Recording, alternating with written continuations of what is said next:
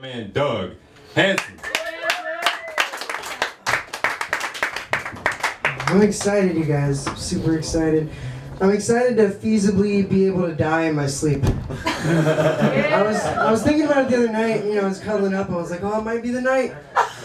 But no, I'm too young, too healthy.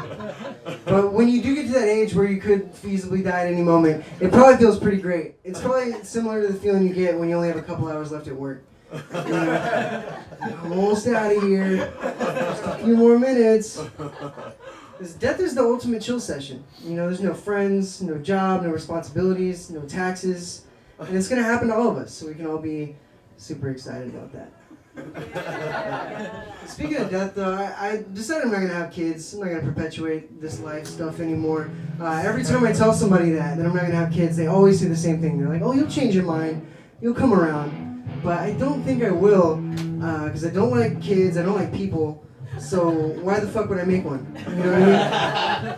That's like, you know what else I don't like, you guys? I don't like potato salad. And I have no plans in the immediate future to make a potato salad. Although, I'm sure it's a great feeling when you get together with your significant other, you hand select these ingredients, and you build this beautiful potato salad together. I'm sure that feels good, but I don't want any of it, I don't want to smell it. And as a matter of fact, I'm too anxious and selfish to even be in the same room as your potato salad. I can't get excited about that. I am a dog dad, however. I got a dog. But I'm not one of those dog owners that equates it to having a kid. The people that are like, oh, it's my pretty little baby. It's just like having a toddler. Like, chill out, all right?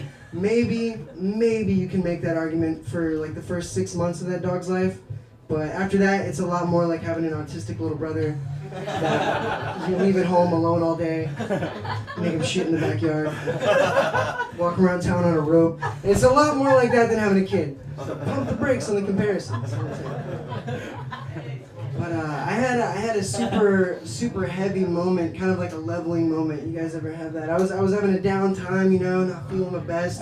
I went to the Walmart in my hometown because I'm a fucking winner. I was going to get some dark chocolate almond milk and some mangoes, because that's how I drown my sorrows. And I'm walking up to the door, and I see a guy walking towards me. I know he's going to ask me for money. I can see it in his eyes, in his gait. And I'm like, oh shit, don't make eye contact. And he comes up to me, and he starts giving me this sob story about needing money. And then slowly he starts to recognize me. I start to recognize him, and I'm like, holy shit. I went to high school with this guy, and he's like, oh, what's up? So he's like, hey man, I need money for drugs. And I was like, well, I only got $8, I'm just trying to buy some mangoes. And he was like, well, how much a mango cost? And I'm not going to tell him I'm getting like the expensive pre-cut mangoes. So I was like $1.68. Fucked myself right there. So he's like, well, give me $5. And I was like, all right, how about $2? Give him $2. He's like, man, let me hold that $5. So I was like, fuck, all right, here's the $5. Give me the 2 back. I have enough for a mango now. Walk in. Get my shit, I had to use my card, white people problems, get to my car, and I start thinking, I pulled into this parking lot in a pretty depressed state, feeling down on myself, but man, that's heavy. I went to high school with that guy, and here he is asking folks for money, and I felt a little better about my situation for a minute, and then I realized this dumb motherfucker just tricked me out of money, and then it was right back to being depressed. But that is kind of my gig, to trick people out of money. I'm a waiter. By trade, but like I kind of enjoy it, you know what I mean? I like beer, I like food, I like talking and all that stuff. I get to do all that at work, which is cool. Anytime I want to complain about my job, I just look across the shopping center at the mattress firm, and which essentially is a building full of mattresses with people smoking cigarettes outside of it. So, what joy could you possibly have working there? At least when I leave work, I get to talk about beer, talk about food, talk about people. It's fun. But like, what do you talk about outside of work if you work at a mattress firm? Just talk about fucking all day? Like, think about fucking all day? There's no way, and also, if you do work in a mattress firm, there's no way you're not thinking about work while you're fucking, at least a little bit. You know what I mean? You're like, man, service quality's gone down in the last 3 years. Oh, man. There's no way. I'm glad my work doesn't follow me around like that. But did y'all know you're not supposed to put Q-tips in your ear? Like, it says it right there on the box, don't put this in your ear. There's diagrams, which I think they're kind of wasting their time with that label. It's like putting a label on a package of lunch meat that says, hey, don't fuck this.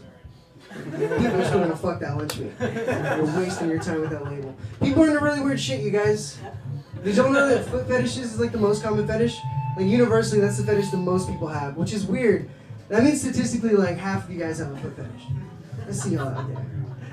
But I don't know. If that's so weird and so socially unacceptable or whatever, and that's number one, what do you guys think number two might be? I think it's horses.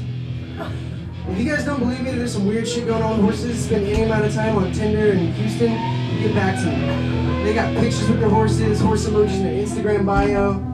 There's some weird shit going on. I want to get to the bottom of it. Not all these horses are in the rodeo. I need to find out what's going on.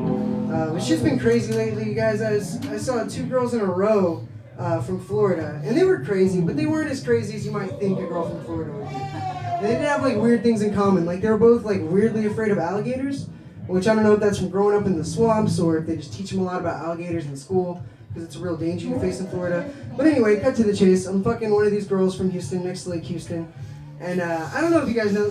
You guys probably don't, but Lake Houston's riddled with alligators. Riddled with them. And she obviously didn't know that either. It was her idea. So we're fucking, you know, taking a little break, doing a little work up top, letting my mind wander, as you do during sex.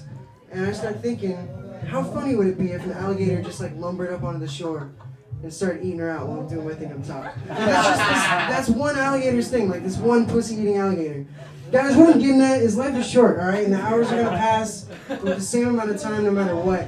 It's up to y'all to fill these hours with joy and joyous thoughts like pussy-eating alligators. Thank you guys, I'm Douglas. Enjoy the rest of the festival.